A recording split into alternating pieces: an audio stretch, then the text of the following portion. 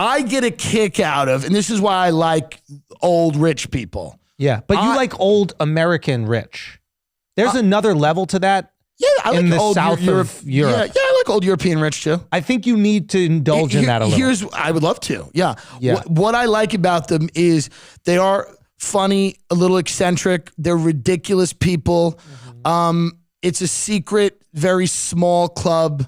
They don't really parade themselves around as much. They are kind of insulated and insular. And it's interesting. Like, I remember me and him were eating ice cream in Montauk once, and my friend works for a guy that I think just last year made like $1 billion. And I laughed. I just looked at Ben and I said, there's something funny to me about last year earning $1 billion. Yeah. I just started laughing. Yeah. I couldn't even explain it. There was just something, it's something innately funny. So to me, these families that have been so rich for so long, and they have all these weird feuds and inbred, infighting secrets and shit.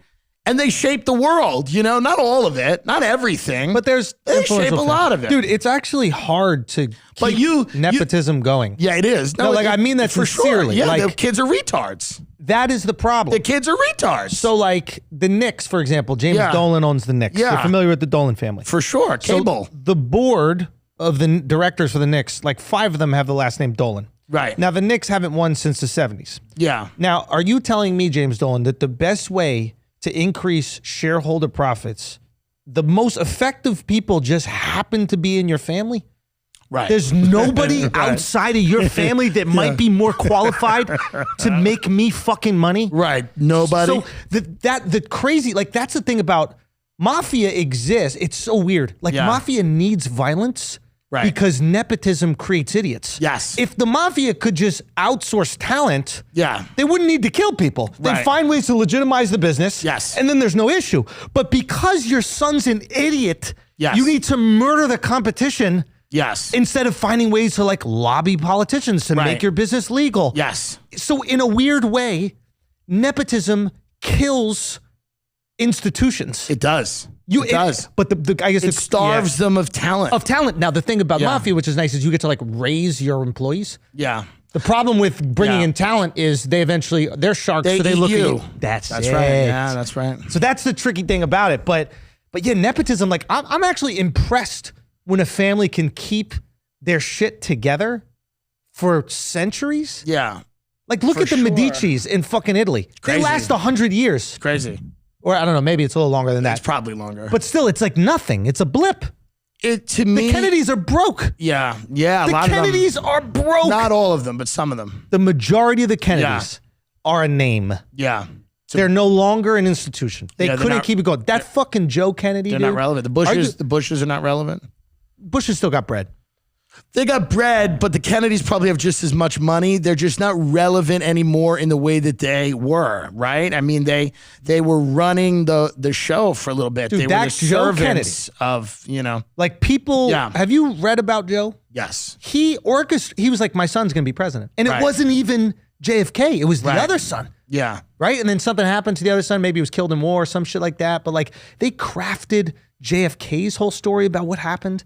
The whole family was orchestrated by this guy. Most of what you read about a lot of these politicians is a creation. It's a narrative that's invented. And that's one of the things that I find very interesting about those really wealthy families is that they can push a narrative. They have the institutional backing with media, with academia. And the way that these stories go out, they're repeated so many times, they're not true. Yeah, but they become true. But they become true and people like them. Yeah. So for me, like what we were going back to is like, are you going to have the homeless guys in the house? It's like, no, unless they're like hung and respectful. Yeah. But for me, it was always like, I like the real reality of what's going on, even if it's disturbing, because that's where I can make some kind of fun of it. Yes. Like if I can confront it, then that's where I can make fun of it. But it's not that I'm some type of altruist or I'm out there. I'm not giving people soup on the highway. But I do like sometimes I think the reality, like the real story of the Bush family's success is much more interesting. Talk to me. Than the story that's put out, right? Give me the real story.